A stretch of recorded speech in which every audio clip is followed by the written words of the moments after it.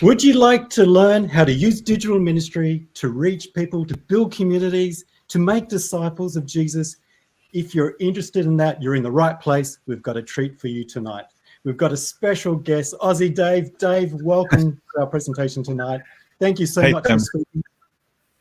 And everybody's going to have a chance to ask questions. So Dave will do his presentation. I'd love you to type some questions into the chat. And then at the end of the presentation, we're going to tackle as many of those questions as we can. I've really been blessed by Dave and his ministry, particularly his book called Meta Church. Now, I bought this book and I'd encourage you to jump onto Amazon or any good bookstore and buy Dave's book. It's not only a very inspiring approach, there's some great quotes from Dave and other leading thinkers there, but it's such a practical book.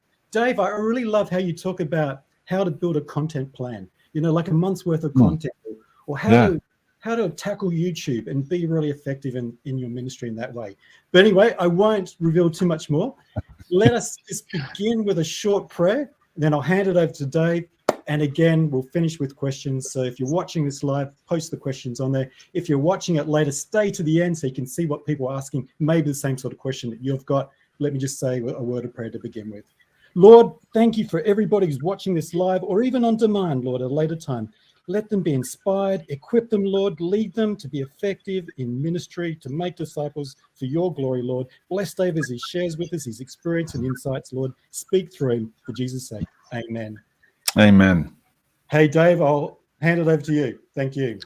Awesome. Thank you so much, Tim. Man, I'm so honored and glad that I get this opportunity to speak to your crew of people. And I know you've had some amazing guest speakers over the past couple of months, and I'm glad to be counted amongst one of them and unpack what it means to disciple people in the modern world. You know, it's interesting times that we live in. And so hopefully today I can not only share some stuff that might help you take the next step in your ministry journey, but also the people who you're serving and the communities that you're working in, helping them take the next step in their faith journey as well. If you've got any questions about anything that I share, please feel free to write them into the chat or the comment section, depending on what platform you're watching on. I would love to get to know a little bit about you. So even right now, I'd love to kick off by just having you tell me what if you're watching live right now, what is your name and where are you watching from? What is your church name? I would love to get just some information about that. I see somebody's already posted in Happy Sabbath, and yeah, it's Sabbath for all of us. It's awesome. As I was preparing this presentation, what I started to realize, I've had the opportunity to connect with Tim a little bit, and he's told me some of the other stuff that you guys have been learning about. But in reality, I don't really know much about the people who are watching this, and I certainly don't know the ministry context that you're in. You know, I know that, for example, Stephen is watching from Melbourne right now, but I don't know much else about what he does in ministry. But the fact that you made time during your week to be part of a live stream like this, specifically designed to help you take the next step into the future of your church, and specifically the future of how you're discipling the people that you've been called to reach, it makes me confident in knowing that two things about you are true.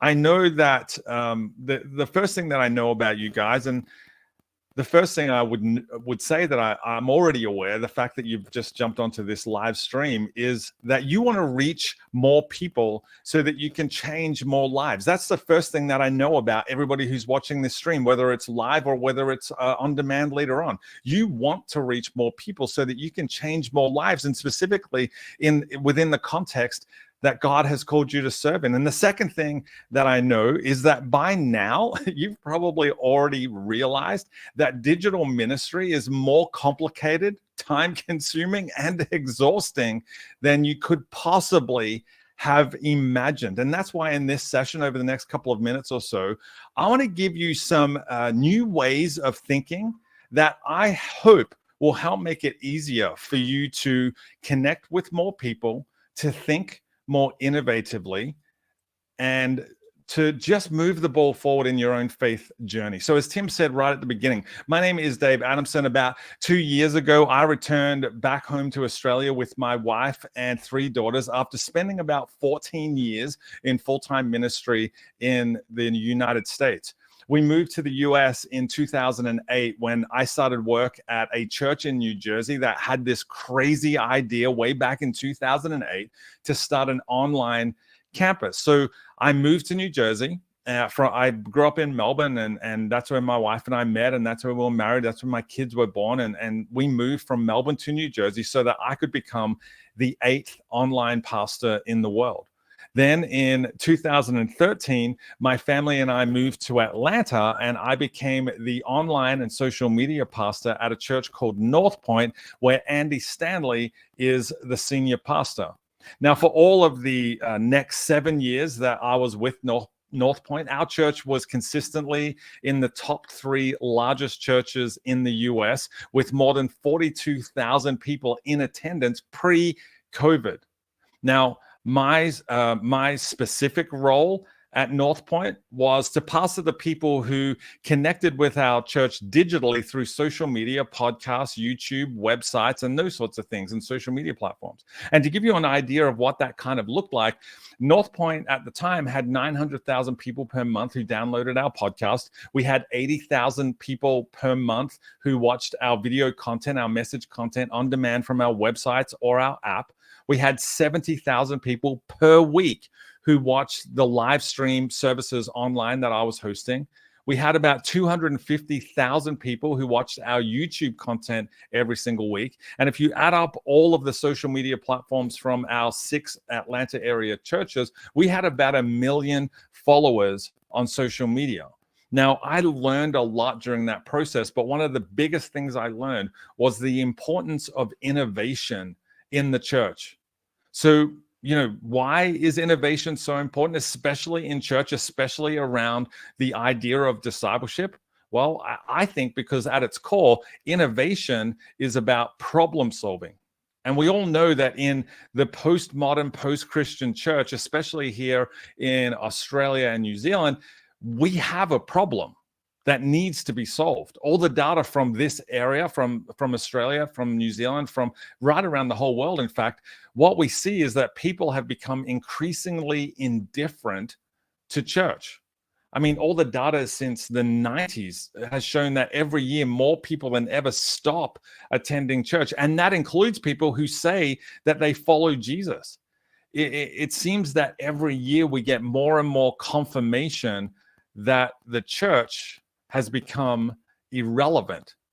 Now, I think part of the reason for this is that too many churches have built their church model on this flawed definition of what it means to be relevant. We've confused influence and relevance with cool music and flashy light shows and smoke machines and high-tech media. But as my friend Kerry Newhoff says, just because the gospel is always relevant doesn't mean that you are.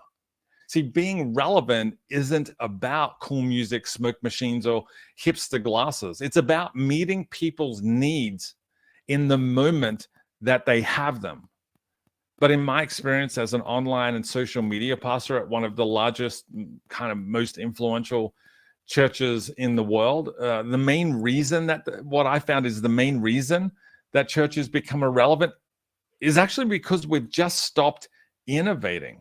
In fact, I'd go as far to say that the church has a fear of innovation. And I think the reason for that is because innovation requires a risk. It requires a sacrifice and committing to something that is not guaranteed to work. That is the very definition of innovation. And I believe that this scares a lot of modern day church leaders. That's why I think churches try to hire people who are cultural fits, who share the same vision and values. And that seems right? But it also means that we end up hiring people who think the same and look the same as us, not people who necessarily will push us to think differently, to innovate. So we just keep doing things the way that we've always done them because nobody is challenging us to think differently. And we do this because I think we do it because there's too much on the line for churches. There's too much on the line financially and spiritually and missionally to risk failure. If innovation is a risk, we don't want to risk failure in any of these areas. So of course, we don't take risks on people. We don't take risks in innovation. And even more so if we're a church that has had some level of success. I mean, if we were to think of recent church history as a bell curve, especially recent church history as it pertains to innovation, what we would see is that in the 90s, the church was in this season of success right around the whole world. This was when that attractional, modern music, smoke machine, light show style of church was in full swing. And just like an honest moment, this is when I became a Christian. I became a Christian at the height of this season. And so because this was a time when everything seemed to be going up and to the right, when we were at the top of that innovation bell curve, we instinctively choose to stick with this model of church that brought us success in the past. And the truth is, this model, it grew a lot of churches 30 years ago. So we assume that sticking with that model is the safe option for us now, for the safe option for us as church leaders in the modern world. But the data is showing that this system, this model is not working anymore. In fact, Gallup research in the US from 2008 showed that the church attendance stats had been in a sharp decline. And then this decade-long downward slide of in-person worship has not only continued, it's actually accelerated to the point where we're at today. Now, in any organization, leaders will often assume that innovation happens at the top of the bell curve, but this is actually when changing our model is the most risky, because we're at the height of our success, and failure means that we might go into free fall. And in church world, that means free fall in attendance, free fall in discipleship, free fall in giving. And so it's too risky for us to innovate when we're at the top of the bell curve. And that's why in normal circumstances, the best time to innovate while an organization is still in the upward climb of the bell curve. Any innovation here is likely to propel that organization to new heights. Now, there are some very rare cases when innovation at the top of the bell curve will actually kick off a season of new growth. But this is very, very rare. And it usually requires some sort of external influence on the organization to create change. External influence like, I don't know, maybe a global pandemic. And this is why this is where I believe we are in the capital C church right now. We have this window of innovation that we're in, but this window of innovation is closing very, very fast. But that's exactly why I believe the church needs to be more innovative than ever before. Not because of COVID-19 in the world, but because of indifference in the world. You see, even before COVID hit, more people than ever were attending less or not attending church at all. In fact, all the research from Pew in the US shows that only 32% of Gen X Christians were attending or are attending church every week, and only 22% of millennial Christians are attending church every week. And these are people that, when Pew did this research, they were asking people who identified as Christians. These are people who are on our side as church leaders. And what it indicates to me, and this is not a new thing, this was it back in 2019, pre-COVID, pre-pandemic, pre-lockdowns. These are the stats that were coming out of the US. And I think they're reflected in the stats in Australia and New Zealand and the South Pacific as well. But what this reveals to me is that more than ever, people are attending church less. In that same year, 2019, Barna research showed that 29% of any age who identified as church attenders attended church weekly. Again, these stats indicate to me that even people who attend church had stopped attending church pre-pandemic. Now, it's easy for us as church leaders to get a little bit depressed when we hear stats like that. But before you get too depressed and before you think this is just such a downer and you want to jump off this video, let me remind you of this. Barna research in that same year, in 2019, showed that 38% of practicing Christians use social media to grow their faith. 38% of practicing Christians are being discipled through social media and online platforms. They also showed that 26% of Christians accessed a sermon or message via podcast, and 26% watched or listened to a streamed church service online. Now, these stats highlight for me two things. First, that discipleship is not a location-specific event or a location-specific experience. And second, that innovation with technology has literally been keeping people connected to the church throughout the last couple of years. And this is why I firmly believe that now is not the time for us to go back to how things were always done, but instead to make an honest assessment of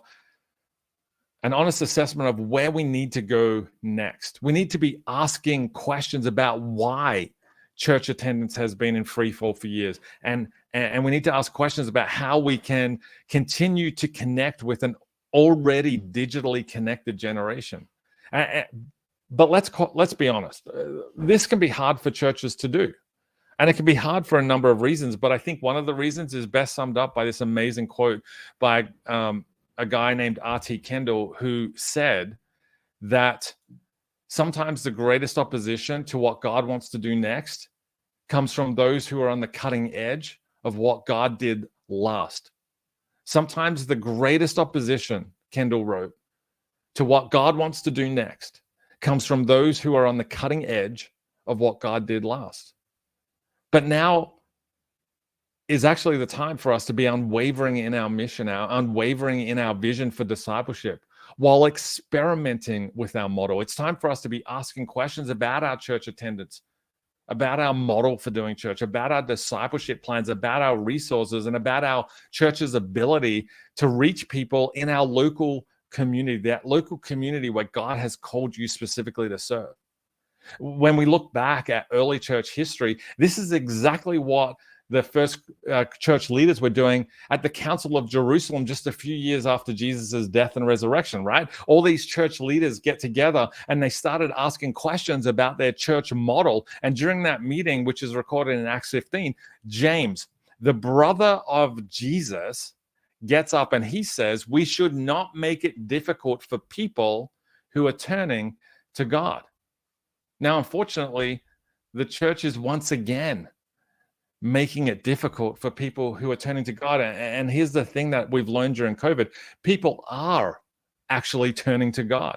Studies show that the COVID lockdowns led to 1 in 3 people admitting they were more likely to engage with spiritual conversations.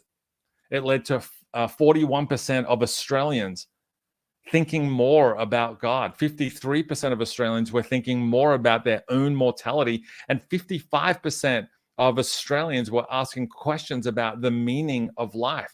See, these unchurched people, these people who are not connected with a church or not connected with God, are asking big questions about faith and about God. And I don't think enough church leaders are asking questions of their own. This is the time when we need to be asking questions about our model. We need to ask questions about whether or not the discipleship capacity of our church should be limited to the seating capacity of our building.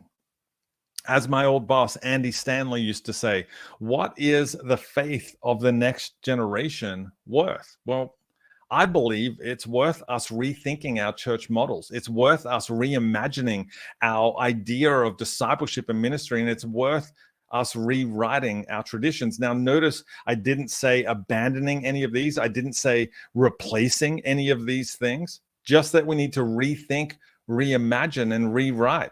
And the reason I didn't say that these things need to be replaced is because I've never met an online pastor who believes that church online should or could replace what happens in person. But instead, every online pastor that I know, myself included, believes that online church is a way to enhance on-site church, not replace it. But rethinking and reimagining requires us to ask questions of ourselves. It requires us to ask questions of our model, something that the church is not really known for doing, right? I mean, I think one of the biggest questions we need to ask ourselves is, how do we define and measure the success of our churches? For decades, I think we've defined success by full parking lots and full pews, especially on Sundays. The more people we see in front of us, the more successful we think we are. Because often in church world, we assume bigger is better. And if I can be real with you for a moment, I honestly think that we justify these feelings using Hebrews 10:25, which reads, "Let us not neglect our meeting together." I think the truth is that unfortunately, we often measure our own success and we determine our own self-worth based on how many people are in the room listening to us preach or teach or sing or do an altar call or sit through a discipleship course or discipleship class. And we let this influence our thoughts and our opinions about ourselves, but also about innovation in the church and digital ministry. We let this draw a line, our own insecurities draw a line in the sand between online church and on-site church, and on-site church always wins. But if the Apostle Paul thought this way, that the only way to really disciple people was in physical face-to-face community, then at least 13 of the 27 books of the New Testament wouldn't have been written. But fortunately for us, Paul embraced the technology of his day. Now, the technology of Paul's day was letter writing. And for those of you who are in the room who are under the age of 30, letter writing is when you take a pen and you push it down into paper and you move your wrist around to create letters. The problem is that the church, I think too often the church has lost Paul's innovative spirit. When COVID-19 hit and our church buildings were forced to close, the Sunday live stream became mainstream. But when our buildings reopened again, we treated online church, digital ministry like this short-term mission trip that we went on. But now we're back to the real world. And so when we step back into our buildings, we also step back into time, and the downward spiral of church attendance just continued. In fact, it didn't just continue. Based on all the data that we see, it's actually accelerated. But if we're going to reverse this trend, then I believe we need to adopt a meta-church approach to discipleship. Now, the word meta is a prefix that can mean a number of different things. It can mean to transform, as in the word metamorphosis, or it can mean to go beyond or to be more comprehensive, as in the word metaphysical, which means to go beyond the physical. So when I use this prefix meta in front of the word church to create meta church, what I'm trying to describe is an expression of church that has been transformed to go beyond a church building or beyond a service time slot. Meta church is an expression of church that gives meaning and validity to everyday faith experiences, whether they happen on site or online, on Sunday or throughout the week, not just those things that happen on a specific at a specifically designated time, on a specifically designated date or day, and in a specifically designated building. The meta-church approach understands that in the postmodern, post-Christian world that we all live in right now, especially in the South Pacific, especially here in Australia and New Zealand, the front door of your church is in people's pockets. This meta-church approach takes the emphasis off connecting with people for just 1 hour on Sundays, and it creates opportunities for church leaders to stay connected with people for the other 167 hours of the week online. This meta-church approach to ministry, this meta-church approach to discipleship leverages digital platforms like YouTube Shorts and TikTok and Instagram and podcasts and Twitter and WhatsApp and Discord and integrates them into a discipleship strategy. It takes the best of online and compares it with the best of on-site. And then it tracks and it measures people's engagement with the church, not just their attendance at the church.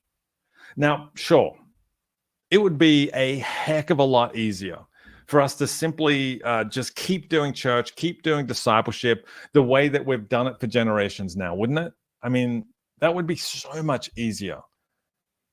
But if there's one thing I've learned from 14, 15 years of full-time digital ministry experience, it's that if you want to make a difference in the world, you have to be different from the world. And an innovative approach to discipleship, well, that's different to what the world expects. That's different to what we've always done, and that will make a difference. So over the last 20 minutes or so, I feel like I've probably fire hosed you a little bit.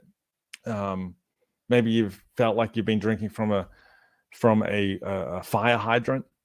And so what I want to do is, and I can already see that there are a bunch of people asking questions and making comments in the comment section. But what I want to do is this, because I've just hit you with a bunch of information, I want to open it up to Q&A. But before I do that, and before I bring Tim back in, what I want to say to you guys is I want to help you as much as I possibly can. And so I'm going to do something a little bit risky right now. I'm going to put up this QR code. And if you scan this QR code, you're not going to be signing up for you're not going to have to sign up for anything. You're not giving me any email details. Literally, all this is, if you scan this, it will open up to a website that will give you my details. You'll get my email. You'll get my phone number. You'll get my contact information, because I feel really called, really led to help churches, especially churches in the South Pacific region of the world and Australia and New Zealand. I feel called to help them with this digital ministry thing. I got this unique opportunity to get this incredible experience at some of the biggest, most influential churches in the world. And I just feel I need to give some of that back. And so this is literally my details. In fact, what typically happens when I share this and I take this risk, because it is a risk, because I don't know what's going to happen now when I give out my details. But usually what happens is I start getting text messages on my phone because people are checking whether or not the number is real. But the number is real.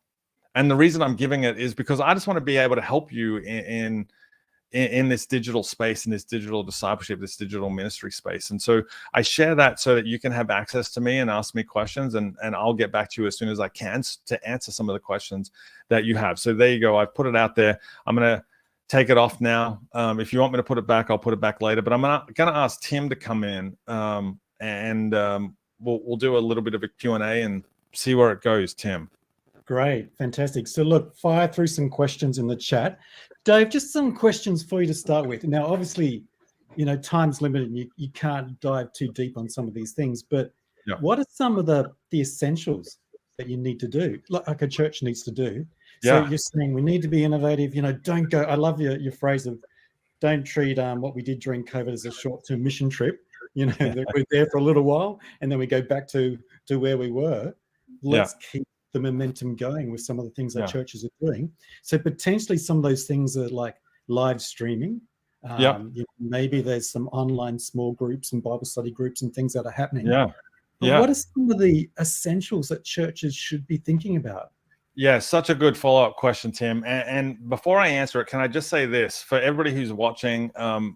Even if you're watching this on demand later on, leave your questions, because I'm going to go back and rewatch this, and I'm going to go back and look at this content to follow up on anybody who has questions. Because when we do a Q&A like this, and the reason I'm so adamant about I love doing Q&As is because we've been taught, and this is part of my answer to your question, Tim, we've been taught since 1996 when Bill Gates said that content is king online. We've been taught that content is king, but content is no longer king. Context is king. Context is what makes our content relevant. And so even in this situation, we've got the opportunity now for people to ask questions that are specific to their context. And that's when the content that I just provided becomes more relevant to your situation. So if you've got questions about anything, please ask, especially if they're local to your area. So to answer your question, what's one of these first steps that people can take? First of all, I want to say that one of the most innovative things some churches could do is to stop live streaming. Now, that seems to go against everything that I believe and everything that I've just presented. But for some churches, the resources of man hours and money and equipment that goes into or is required for live streaming can actually be such a huge hindrance to what they're doing locally, that the best thing they could possibly do is to not live stream their services anymore, but instead pour that time and energy into doing some local outreaches online, local outreaches digitally, creating content midweek that's shorter than a live stream service, and creating content around that. And so leveraging social media is one of these free platforms that anybody can use at any given time. I get asked all the time, Tim, if you had to choose just a handful of platforms for any church leader to use, what would you choose? And so, you think of a handful, I think of 5 things. So my top 5 platforms that I think people should be leveraging right out of the gate as their first step, I would be saying, if it was me now, if I was in that leading a church position, I would be saying my top 5 in priority order would be YouTube Shorts, TikTok, YouTube regular, like not vertical video, but regular YouTube, Facebook groups, and Instagram. They would be my top 5 in priority order. YouTube Shorts, TikTok, YouTube, Facebook groups, not a Facebook page, and Instagram. And the reason for that is all the data in the world tells us that everybody is after short form vertical videos right now. And so if we can get good at creating short form vertical videos, that's where we're going to reach more people, especially more people who live within the context that God's called us to serve in, and more people who live within driving distance of our buildings, right? And so usually the pushback, Tim, I get from church leaders is short form content. I preach 35 minutes every single Sunday, or every church service I'm preaching, and I get that. I'm about to preach at a church here on the Sunshine Coast this weekend, and I'm going to be preaching for probably 30 to 35 minutes. But creating that short form content from that longer form 35-minute piece of content is where you win or lose the game. Repurposing on purpose, I believe, is where things are at the moment. And we have to continually think through, how can we repurpose a 35-minute message into a 60-second YouTube short, into a 2-minute Instagram story, into a 3-minute TikTok video, into a blog post, into a podcast, into like all of these things. That's how we should be thinking. Because when it's funny, when we turn the church lights off on the weekend and we've just preached, we've finished the service, we turn the church building lights off. We go home and we think, well, that message is done. I've got to write a new one next week. No, but that message has a life of its own if it's evergreen. And I've never met a pastor who's not writing evergreen content unless it's like specifically for Christmas or Easter or a special event. But even those often are recyclable, right? At the next Christmas, the next Easter, the Easter story never changes. The Christmas story never changes. So we can pull those out again. But we're all creating this amazing evergreen content. So repurpose it as often as possible, as much as possible. Hey, I love that list too, Dave. That's so helpful to think about those platforms that we're talking about. Hey, thanks to Anne-Marie. She's given us a number of questions. Let's start with this one, Dave. So how do you help people see that things have changed and we need to adapt when they just want to get back to normal? So, how do you get progress? How do you get innovation to stick? Yeah, Anne-Marie, you are tearing it up in the comment section. You're asking some amazing questions. So I'm glad, Tim, that you pulled out one of Anne-Marie's questions. Yeah, look, I think, I think when as church leaders, we look back at the good old days, we always talk about the good old days, right? But in reality, right now, today is the good old days. There's no going back to normal. Normal is right now. And we're going to look back 5, 10, 15 years on today and say they were the good old days, because all new things have come about. I think we just need to be adaptive, Anne-Marie. We need to adapt. The mission and the message never changes.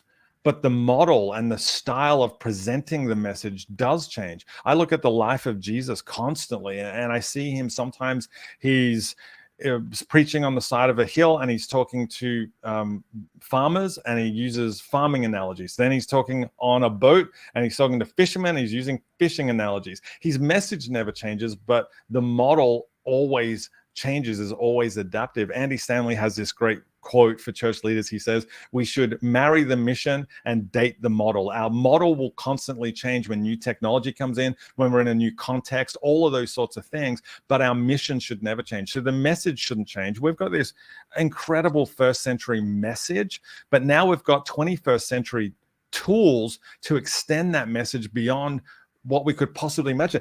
We are in the first time in history, Anne-Marie, where we can literally take the gospel into all the world in a second. We can create a 2-minute TikTok video right now that can be seen by 1 million people in the next hour if we've got the right content together. We need to, as church leaders, not be afraid of that. We need to leverage that.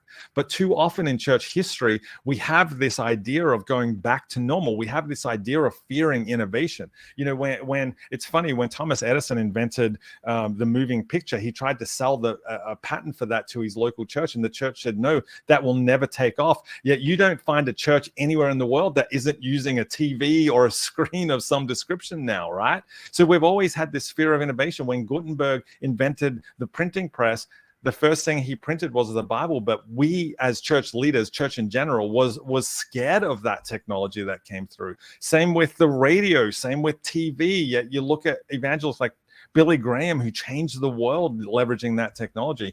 Paul with his letter writing. I saw somebody write in there that Paul was the original blogger. He 100% was. Like, he leveraged that technology to reach people who are far away from him physically and connected with them and discipled them using the technology of his day. We just need to go back to that first century model of innovation that Paul had.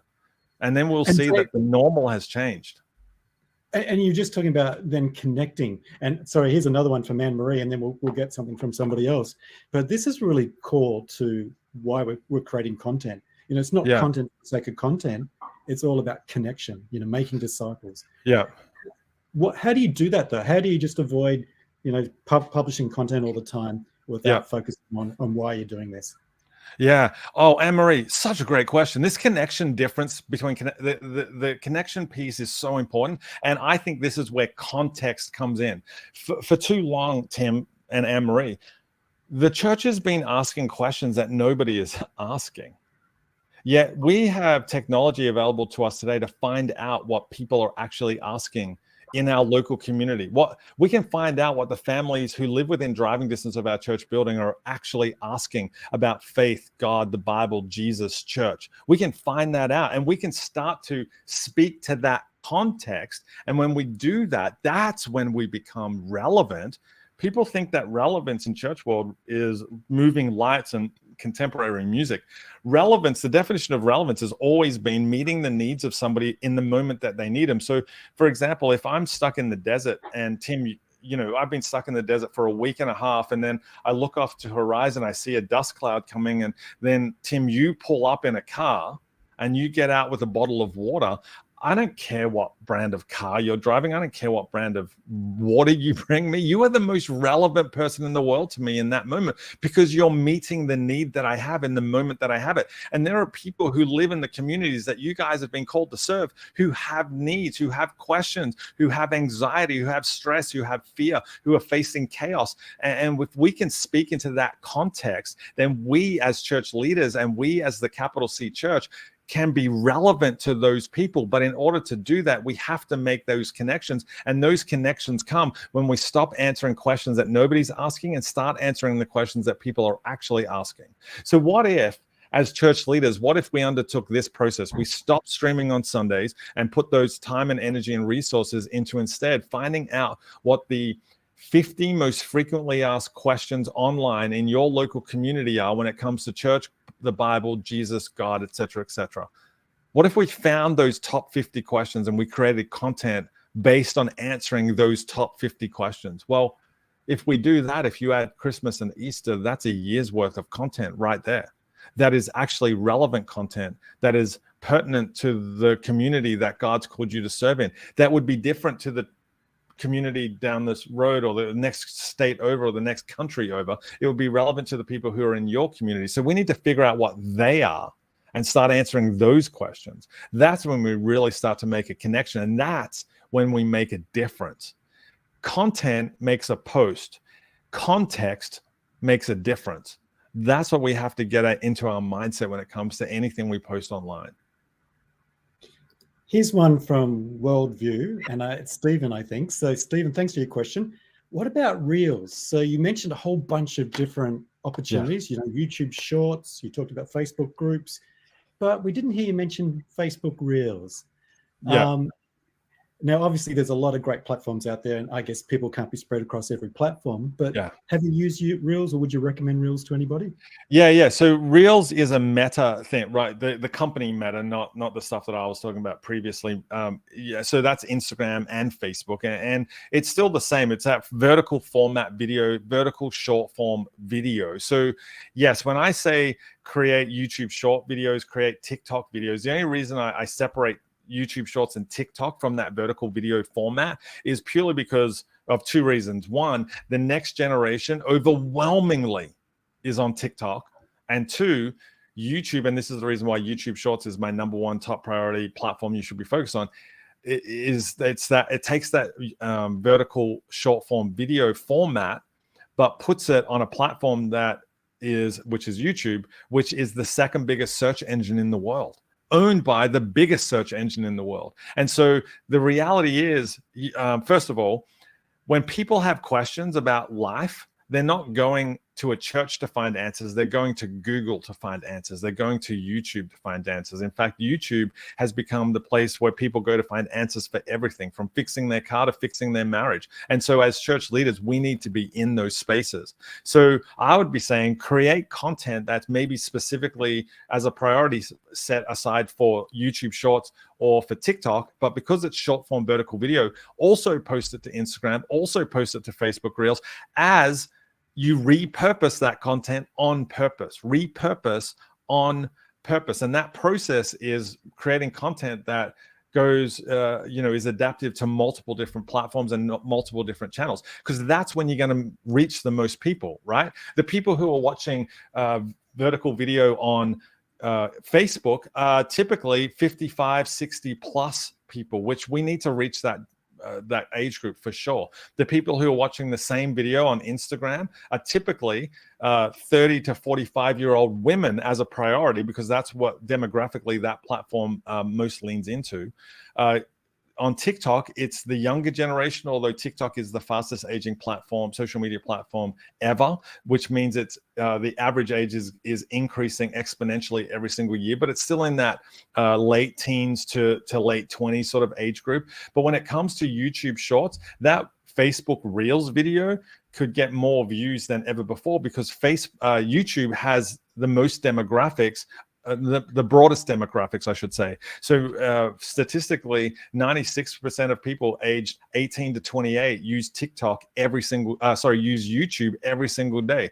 94% of people aged 30 to 40 use Instagram every day. 89% of people aged 50 to 60 45 to 55 use YouTube every day. And here's the interesting one: 81% of people over the age of 60 use YouTube every day. That is the broadest demographics, and we didn't even talk about putting that video on Twitter yet. But Twitter is the one platform that is predominantly male. It's 70% men. So if you're a church leader who wants to reach men, you need to be leveraging a platform like Twitter, because that's where 70% of your men are. But that means creating content that's a little bit different than the content you're posting on Facebook Reels, because as men, we want short snippets of information, not big, long form information, right? So, but if we're strategic about how we leverage every platform, then every platform has relevance, and every platform can create connections based on the context of the demographics that the platform attracts. And look, to that very point too, and I love the principle of being relevant and using the platforms that are aligned with the target you're trying to seek. And some people watching this now, or perhaps on demand, might be from places like Fiji or Papua New Guinea. Yeah. And it's interesting that there's different apps that are more successful in those places. And thanks to Francina, who's saying here, we use WhatsApp very successfully with Adventist World Radio. And so I love the thinking here is it's saying, whatever part of the world you're in, use those apps that are relevant to your culture, to your people.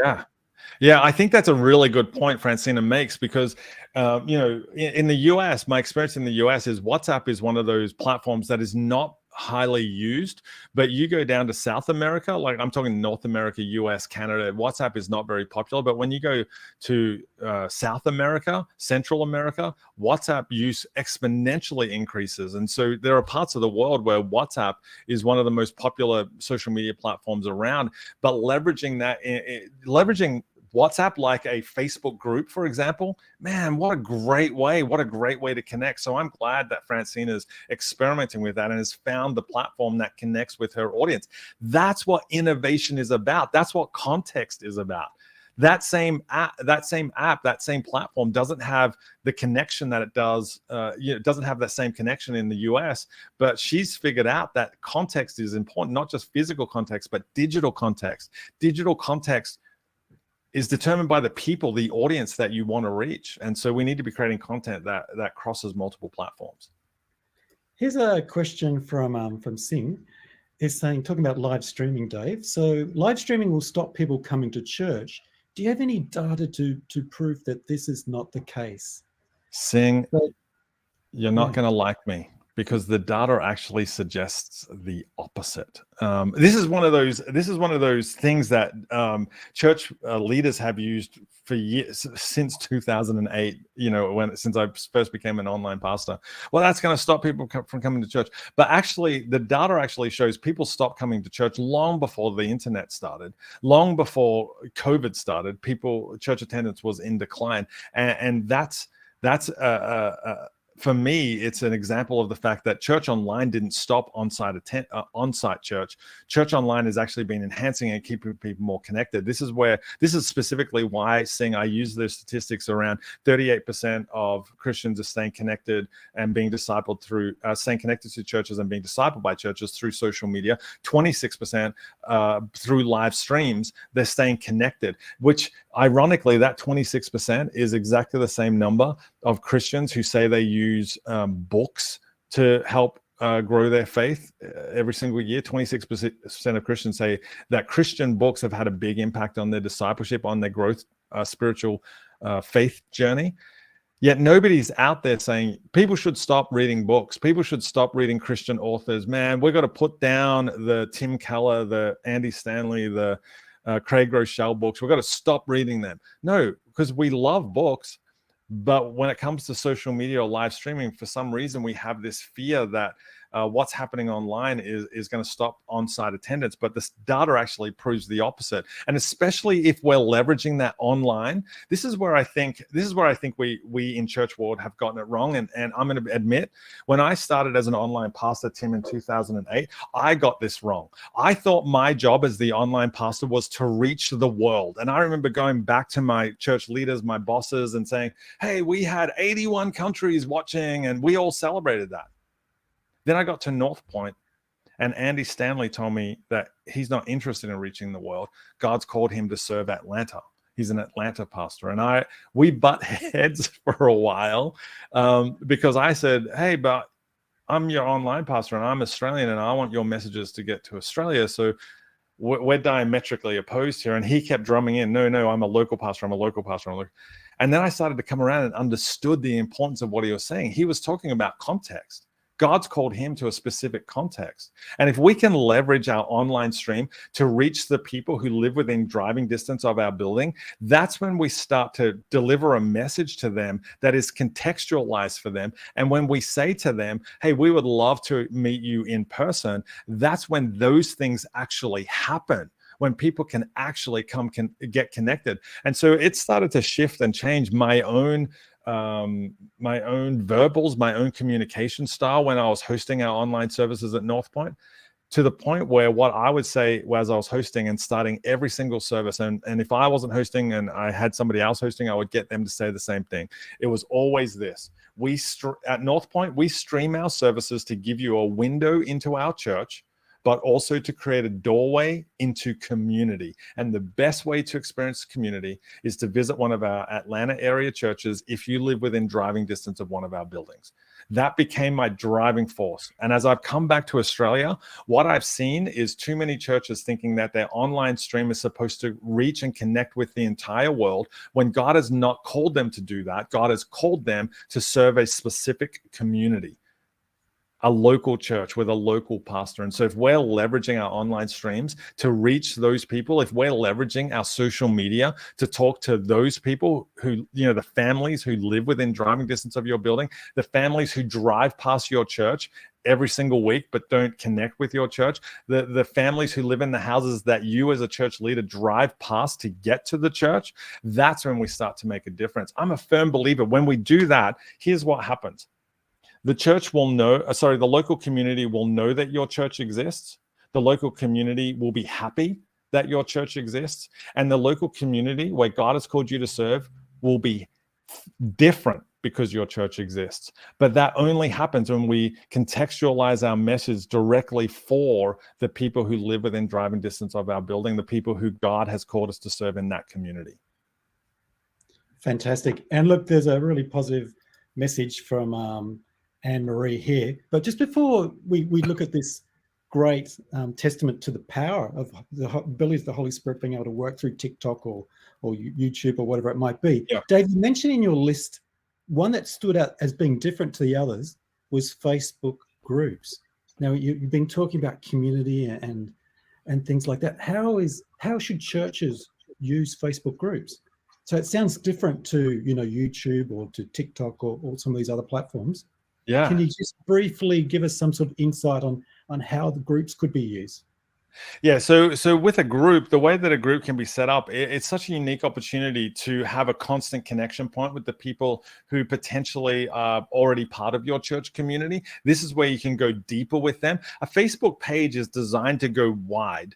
A Facebook group is designed to go deep. So what I would be saying is, as a church leader, what I would be suggesting is we need to have that Facebook page, yes, to connect with the community, but leverage that as a tool specifically designed to cheer on the community that God has called you to serve in. Instead of posting about yourself constantly, this is what churches do, right? Now, as an individual, Tim, if you followed me on Facebook or you followed me on Twitter or Instagram, whatever it was, and all I did was I posted about myself, the stuff that I've done, how good the stuff that I've done was, how much I've got good that's coming up, and how you're going to miss out if you don't do the stuff with me because it's so awesome. And you would probably stop following me and I would go, fair enough, because I'm talking about, but this is what churches do.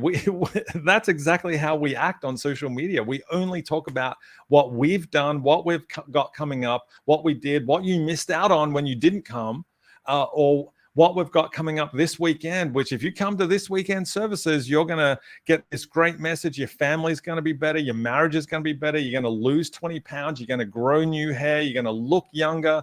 Like we sell it like that. But if we can start to, if we talk about the community on our Facebook page, that's when we have wider reach. But how we leverage a Facebook group is to go deeper with the people who are already part of our church, who are already connected with our church.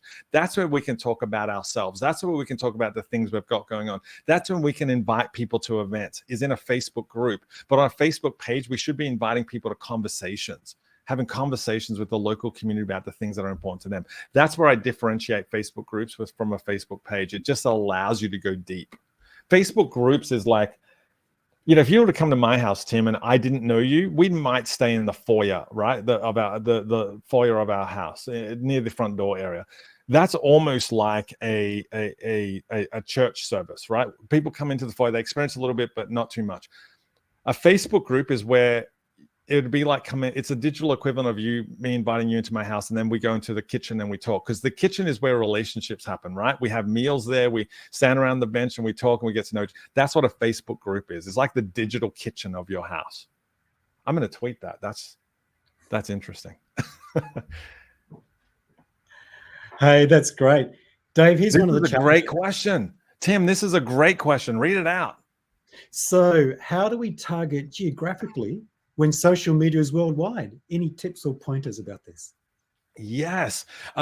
I don't know who asked that question, but that is the perfect follow-up question to the statement I made earlier about finding out the questions that people are asking, right?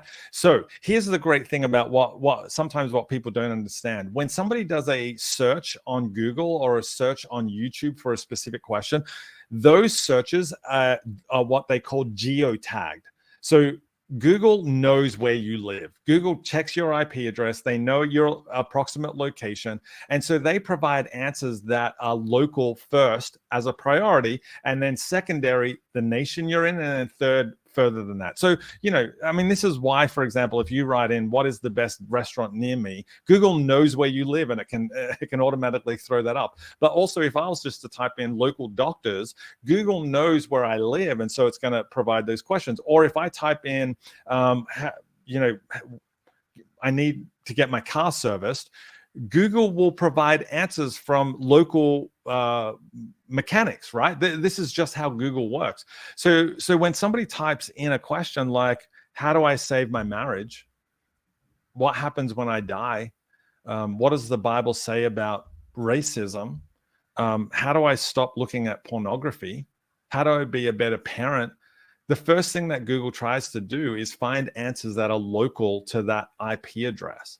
And so as church leaders, we have this amazing opportunity to provide answers to those questions. And so it is initially right out of the gate, those searches are a local search. And we as church leaders need to be creating content. Because when my daughters who are, I've got 3 girls and they're 18, 19, and 21. When they're typing into Google, how do I find hope? I don't want them to find answers from, first of all, unchurched people who don't have faith. But I also don't want them to find answers from some 16-year-old kid who's hacked the YouTube algorithm, has 6 billion subscribers, and that's why I don't want that. I want answers from people like the people who are on this call. I want on this video. I want answers from church leaders who I trust. But those church leaders need to be asking those questions first and foremost. So the question is how do we find those? How do we find, what's the pointers towards finding those things? As a church leader, here's what you should do. 2 things you should do. First of all, you should type in what did Jesus stand for, and see if any content that your church has created and put out online comes up in the top on the first page of the Google search parameters, right? Search engine results page is what Google calls it, SERP, SERP.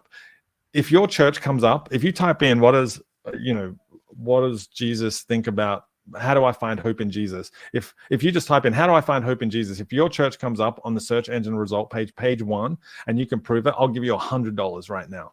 Because churches just don't show up in those searches. We just don't.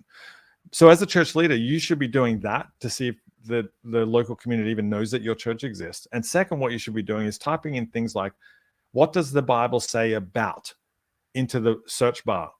Because what Google does is it auto-populates the end of that question. It prompts you with some you've all seen this. It'll give you like 8 different possibilities to end that question that are based on the most popular searches in your local area that start with, what does the Bible say about, right? That's the best way for you to find out what people are actually asking about Jesus, the Bible, God, church, faith. What's the church take on? And let Google prompt what the top search results are. That's how you start finding out what people in your local community are asking. And then you can start creating content, whether that's a short form vertical video, a graphic, a Bible verse, whatever it might be, a sermon, to answer those questions. So it's easy and it's free. It's free. It's completely free. Now, there are paid things you could do. Google AdSense, Morning Fame. These are apps that you could leverage to find out some of these questions. But the easiest way is the free way. So I would say do it free, and then just start providing, creating content that provides answers to those questions. Fantastic. Hey, I'm watching the clock and we've run out of time. So really appreciate your time, Dave. I love the questions and comments. everybody have a look at the chat. There's some really good comments and observations there too. Now, something really exciting. This isn't the last. Hey, Tim, can I just interrupt you for a second? Yeah. I'm getting texts coming through from people who took my number. So thank you guys for the people who did that. And seriously, I just want to say again, if I can help in any way, please reach out. Sorry, Tim. I just wanted to let you know people are actually reaching out. Fantastic. That's great to hear. And look, there is a chance to engage with Dave again in person. We've got a digital discipleship conference in May next year in Sydney.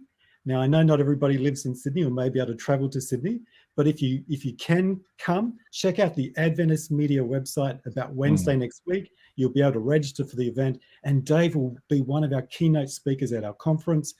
Dave will do more presentations. There'll be a workshop, so you'll have a chance to engage with him, shake his hand and say hello. And so definitely look forward to your engagement at our conference coming up soon. So thank you so much for your time, Dave. Really appreciate your wisdom, sharing your experience, challenging us, how to be innovative and connecting with people and context and being relevant. Thank you for making us feel uncomfortable about what we're doing. Well, thanks, Matt. I really appreciate it. Love what all of you guys are doing, seriously. And I'm cheering on every church leader who's watching this live and who watches it on demand. I'm cheering you all on and praying for you on a regular basis. And just a final plug. So don't miss Dave's book. Great book. It expands on some of the things that he's talked about tonight. So definitely worth buying. And thank you again so much, Dave. We'll catch you next time. Thank you so much. Cheers.